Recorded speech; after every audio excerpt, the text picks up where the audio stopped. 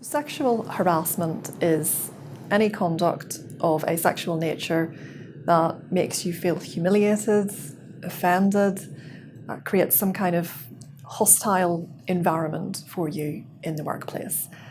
And it's about how you feel about the behaviour. So if it makes you feel that way, even if the other person hadn't intended to offend you, then it can still amount to harassment.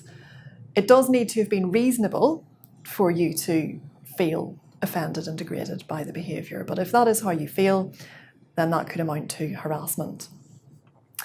In terms of where the line should be drawn, this question gets asked quite a lot. And I think that really what people should do in the workplace is just treat their colleagues with dignity and respect.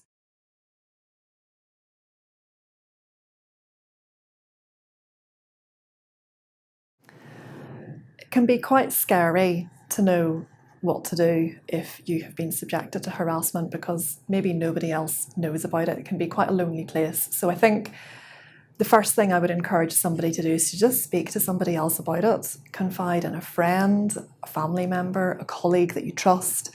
Just tell them about what's happened and what you're experiencing, and it can be good just to get another person's view on it, and maybe that will give you the courage to take the next step and do something about it.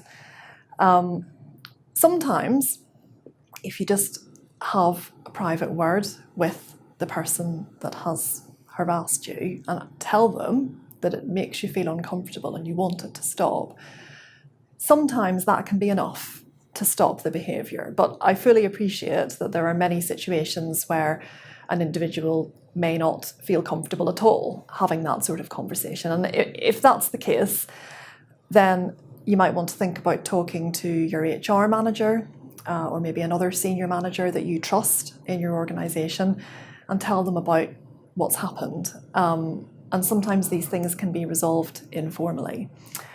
Of course, if that doesn't work, or if you feel you do need to make a formal complaint, then your employer should have a grievance procedure that you can use and you can raise a formal complaint.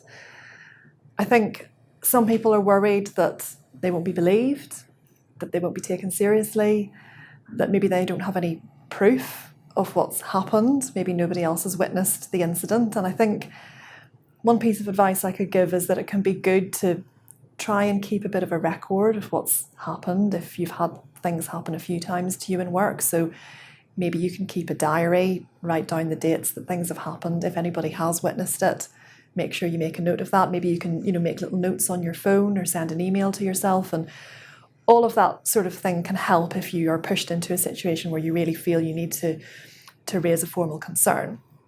Of course, if concerns don't get raised or dealt with properly, you do have the option of seeking legal advice and bringing a claim. And of course, that is an option that's open to people.